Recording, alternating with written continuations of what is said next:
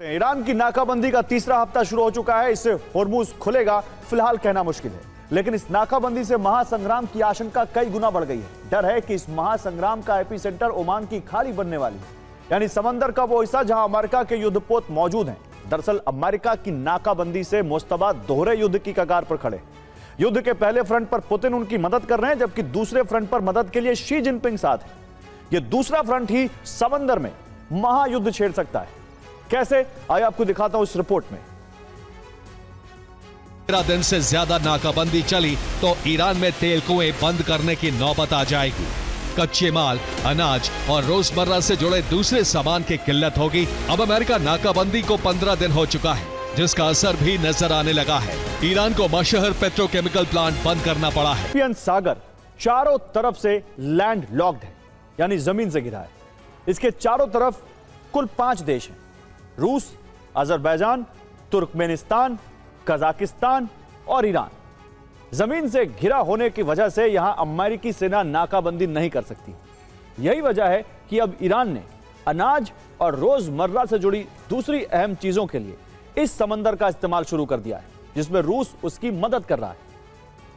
रूस के आस्ट्रखन बंदरगाह और ईरान के बंदर अंजाली बंदरगाह की दूरी करीब 1200 किलोमीटर है। इन बंदरगाहों के बीच जहाजों की आवाजाही काफी ज्यादा बढ़ चुकी है। वहीं रूस के मखचकला बंदरगाह और ईरान के अमीराबाद बंदरगाह के बीच भी व्यापार काफी ज्यादा बढ़ गया है। इन दोनों बंदरगाहों की दूरी 900 किलोमीटर के आसपास है। अभी तक इन बंदरगाहों के जरिए हथियार, ड्रोन और मिसाइलें भेजी जाती थी, लेकिन अब जहाजों में भरा माल बदल चुका है। रिपोर्ट्स की माने तो रूस जहाजों में ईरान के लिए गेहूं, जौ, मक्का भेज रहा है ताकि ईरान में खाद्य संकट पैदा ना हो सके। इसके अलावा धातु, लकड़ी और अलग अलग तरह के केमिकल भी रूस से ईरान कैस्पियन सागर के जरिए भेजे जा रहे हैं। लगभग 20 लाख बैरल प्रतिदिन तेल का उत्पादन कर रहा है। ईरान की कुल भंडारण क्षमता करीब 12 करोड़ बैरल के आसपास है। रिपोर्ट्स में दावा है कि 29 अप्रैल तक भंडारण क्षमता खत्म हो जाएगी। ईरान अपने बड़े तेल टैंकरों में तेल भर रहा है ताकि भंडारण क्षमता को बढ़ाया जा सके, लेकिन उसके लगभग सभी तेल टैंकर भी भर चुके हैं। तेल से भरे टैंकर फारस की खाड़ी में समंदर के ऊपर तैर रहे हैं। तो ईरान ने तेल उत्पादन घटाया तो है, लेकिन वो इसे पूरी तरह से बंद नहीं कर सकता। इसकी 2 वजह हैं। पहला, पाइपलाइन और पंपिंग स्टेशन को नुकसान का खतरा। दरअसल ईरान का ज्यादातर कच्चा तेल सोर क्रूड है। पाइपलाइन और पंपिंग स्टेशन में तेल रुकने से तेल और पानी अलग अलग हो जाते हैं, जो गैसों के साथ मिलकर एक खास एसिड बनाते हैं, जिससे पाइपलाइन और पंपिंग स्टेशन के पुर्जों में तेजी से जंग लगने का खतरा बढ़ जाता है, जिससे वो गलना शुरू कर देते हैं। तेल का बहाव बंद होने से ब्लॉकेज की समस्या खड़ी हो जाएगी। पंप के कई हिस्सों में कच्चे तेल से निकलने वाला खास पदार्थ सूख जाएगा। भविष्य में जब इन्हें दोबारा शुरू किया जाएगा तो पंप में डैमेज होने का खतरा कई गुना ज्यादा होगा। ईरान का कच्चा तेल भारी होने की वजह से समस्या और ज्यादा गंभीर होगी। दूसरी वजह, तेल कुओं को नुकसान का खतरा है। दरअसल ईरान के पुराने तेल कुओं में तेल के नीचे पानी की परत होती है। पंपिंग रुकने से नीचे का पानी ऊपर आ जाएगा। पानी तेल वाली चट्टानों में घुस सकता है। अगर ऐसा हुआ तो पानी इन चट्टानों से निकालना नामुमकिन होगा। यहां मौजूद तेल हमेशा के लिए चट्टानों में फंस जाएगा। इसके अलावा कुएं बंद होने से दबाव कम होने के कारण तेल वाली चट्टानें आपस में चिपक या ढह सकती हैं, जिससे भविष्य में वहां से तेल का निकलना बेहद ज्यादा कम हो जाएगा और यह नुकसान स्थायी होगा। एक रिपोर्ट के मुताबिक इन हालात में ईरान केवल आज का तेल नहीं, बल्कि अपनी भविष्य की उत्पादन क्षमता का 20 से 30% हिस्सा हमेशा के लिए खो देगा। और एक, अनाज और रोजमर्रा से जुड़ी चीजों की किल्लत रोकना, जिसमें ईरान कैस्पियन रूट के जरिए काफी हद तक सफल हो सकता है। नंबर 2, तेल के कुओं को बचाना, जिसके लिए ईरान के सामने आर पार की जंग लड़ने के अलावा कोई विकल्प नहीं है। ईरान अपनी छोटी नावों से अमेरिकी युद्धपोतों पर हमला कर उन्हें नुकसान पहुंचा सकता है। इसके अलावा कंटेनर शिप के जरिए ड्रोन हमले का विकल्प भी ईरान के पास है। और ईरान के खिलाफ अमेरिका और इजरायल की जंग में भले ही बारूदी विनाश थम गया हो, लेकिन बिना नतीजे और समझौता किए बीच में अटकी जंग ने अंतर्राष्ट्रीय जंग की स्थिति बना दी है। इस जंग का केंद्र है स्ट्रेट ऑफ हॉर्मुज, जिसमें अमेरिका और अरब देश तो पहले ही शामिल हैं, लेकिन अब यूरोप और रूस की भी एंट्री हो गई। और इसका कारण है यूरोप में पड़ा तेल और गैस का अकाल, जो ईरान से रक्षा संबंधों की बुनियाद पर पुतिन के लिए यूरोप को झुकाने का सबसे बड़ा अवसर बन गया है। तो क्या यूरोप और रूस की असली भिड़ंत का केंद्र अब अरब होगा? जवाब आपको इस रिपोर्ट में दिखाता हूं। बारूदी खेल समाप्त, नहीं बदले हालात। एक स्ट्रेट ऑफ हॉर्मुज के बंद होने से ही सब बर्बाद हो गया, और ऐसा इसलिए क्योंकि यूरोप की जरूरत का 25% तेल और 20% एलएनजी हॉर्मुज के रास्ते ही सप्लाई होता है।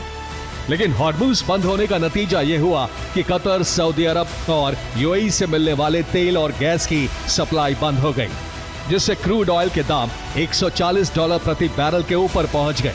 इसका असर यह है कि जर्मनी की 30% भारी इंडस्ट्री बंद होने के कगार पर है। एलएनजी की कमी के कारण बिजली कटौती का संकट भी बढ़ गया है।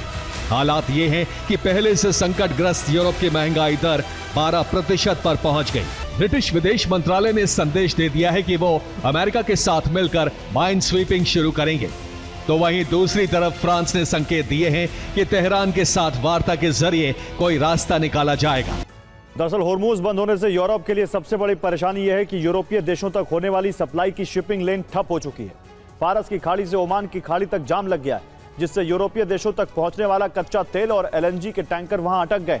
और परेशानी बड़ी इसलिए क्योंकि वैकल्पिक रास्ते भी नहीं है। जो हैं वो लंबे रास्ते हैं जहां से तेल गैस सप्लाई शुरू हो सकती है, लेकिन लंबे रास्ते से तेल और गैस की सप्लाई करना बहुत महंगा पड़ेगा। और तात्कालिक समस्या यह है कि यूरोप की सप्लाई चेन टूट चुकी है। बावजूद इसके तेल और गैस की मांग में कमी नहीं आई है, जिसका नतीजा यह है कि सप्लाई प्रभावित होने से यूरोपीय देशों की रिफाइनरियां और बिजली संयंत्र बंद होने की कगार पर है। देशों के पास जो विकल्प है उनमें पहला है दूसरे स्रोत की तलाश, जैसे अमेरिका, नॉर्वे और कतर, जहां से सप्लाई पर ध्यान दिया जा सकता है।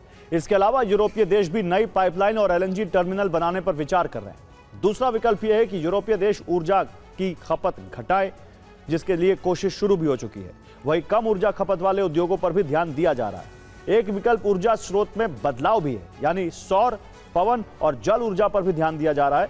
इसमें परमाणु और हाइड्रोजन ऊर्जा पर भी विकल्प के तौर पर शामिल, जिसमें लिखा है कि अमेरिका के खिलाफ प्रतिरोध जारी रहेगा कि रूस 1 मई से द्रुजबा पाइपलाइन का एक हिस्सा बंद करने जा रहा है, वो हिस्सा जिससे जर्मनी को रूस से तेल मिलता है। और अमेरिका ने ईरान के लिए जरूरी चीजों की सप्लाई रोकने की कोशिश की, लेकिन उसने कैस्पियन सागर रूट से इसका हल निकाल लिया। इसके साथ ही रिपोर्ट यह भी है कि ईरान इसी सागर के किनारे से अपना तेल भी चीन भेज रहा है। यानी हॉर्मुज ब्लॉक होने के बाद ईरान ने वैकल्पिक रूट एक्टिवेट कर दिए हैं और इसी रूट के जरिए ईरान को तेल के बदले हथियार भी मिल रहे हैं। अमेरिकी मीडिया का दावा है कि ईरान लाखों बैरल तेल सप्लाई कर रहा है चीन को, और इस इलाके में ना अमेरिकी नेवी उसे रोक सकती है और ना ही किसी तरह के अंतर्राष्ट्रीय प्रतिबंध है। कैसे ईरान ने ट्रंप की नाकाबंदी का हल निकाला है, अब आपको इस रिपोर्ट में दिखाता हूं। तेहरान के साथ साथ बंदर अब्बास के जंक्शनों से ज्यादातर माल ढुलाई होती है। इसके बाद ईरान का मशहद मध्य एशिया की ओर जाने वाली ट्रेनों के लिए पहला स्टेशन है। मशहद से तुर्कमेनिस्तान होते हुए कजाकिस्तान को पार करते हुए ट्रेन चीन पहुंचती है। दूसरा रूट है तुर्कमेनिस्तान से होते हुए उज़्बेकिस्तान पहुंचना और फिर कजाकिस्तान को पार करते हुए चीन तक पहुंचना। इसके बाद यह ट्रेन चीन के उरुमकी और शियान में पहुंचती है। ये यात्रा 9 से 10 हजार किलोमीटर की होती है। जहाज से तेल पहुंचने में 21 से 30 दिन तक लग जाते हैं, जबकि ट्रेन से तेल पहुंचने में 14 से 16 दिन लगते हैं। एक रिपोर्ट में दावा है कि चीन की हेत्सा नाम की कंपनी ईरानी मिसाइलों के हाईटेक पुर्जे सप्लाई कर रही है। यह कंपनी ईरान की सतह से हवा में मार करने वाली मिसाइल के लिए पुर्जे भेज रही है। सप्लाई किए गए पुर्जों का इस्तेमाल पावर जैसे एयर डिफेंस सिस्टम को अपग्रेड करने में किया जा रहा है। इन पुर्जों में गाइडेंस सिस्टम, सेंसर्स या हाईटेक इलेक्ट्रॉनिक्स शामिल हैं। अंतर्राष्ट्रीय प्रतिबंधों के कारण ईरान इन्हें नहीं खरीद सकता है। चीन के उरुमकी और शियान में तेल अनलोड करने के बाद ट्रेन में एक्स्ट्रा डिब्बे जोड़े जाते हैं। इन पर मिसाइलों के लिए जरूरी पुर्जे लादे जाते हैं। इसके साथ ही मिसाइलों का फ्यूल बनाने के लिए केमिकल लादे जाते हैं। एक बार में ट्रेन से 1000 टन से ज्यादा केमिकल पहुंचाया जा रहा है, जो 200 खैबर शिकन मिसाइलों का ईंधन बनाने के लिए काफी है। समझौते के बीच इजरायल और हिजबुल्लाह के बीच संघर्ष जारी है। समझौता सिर्फ कागजों पर ही रह गया है। 3 हफ्ते बाद इजरायल ने बेका वैली पर हमला कर दिया और बेका वैली पर हुआ हमला इजरायली सेना की बदली हुई युद्ध नीति का मास्टर प्लान है। दूसरी तरफ इजरायल के प्रधानमंत्री ने रणनीतिक दांव खेलते हुए कहा कि हिजबुल्लाह के हथियार खत्म हो गए हैं, लेकिन इजरायल पर जारी हमले नेतन्याहू के दावे पर ही सवाल उठा रहे हैं। वैली पर हमले का मतलब है ये हथियारों का गढ़ है। बेका वैली में हिजबुल्लाह के अंडरग्राउंड हथियार गोदाम हैं, अहम रसद गोदाम है। हथियार निर्माण के साथ हथियारों की आवाजाही भी यहीं की जाती है। बेका वैली हिज्ब का रणनीतिक आधार रहा है, जहां हिजबुल्लाह के लड़ाकों को मिलिट्री ट्रेनिंग दी जाती है, जिसमें हथियारों के इस्तेमाल, स्पेशल ऑपरेशन समेत रादवान फोर्स शामिल है। बैलिस्टिक मिसाइलों और ड्रोन लॉन्च के साथ अंडरग्राउंड बंकरों का इस्तेमाल भी होता है। यहां से मिसाइलें और ड्रोन दक्षिणी लेबनान में हिजबुल्लाह के बाकी ठिकानों तक पहुंचाए जाते हैं। हिजबुल्लाह का 90% हथियार जखीरा नष्ट हो चुका है, यानी हिजबुल्लाह के पास अब जंग के लिए मात्र 10% हथियार ही बचे हैं। हिजबुल्लाह और इजरायल के इस संघर्ष में लेबनान स्वास्थ्य मंत्रालय के मुताबिक युद्ध में मरने वालों की कुल संख्या बढ़कर 2521 तक पहुंच गई है और घायलों की संख्या 7804 हो गई है।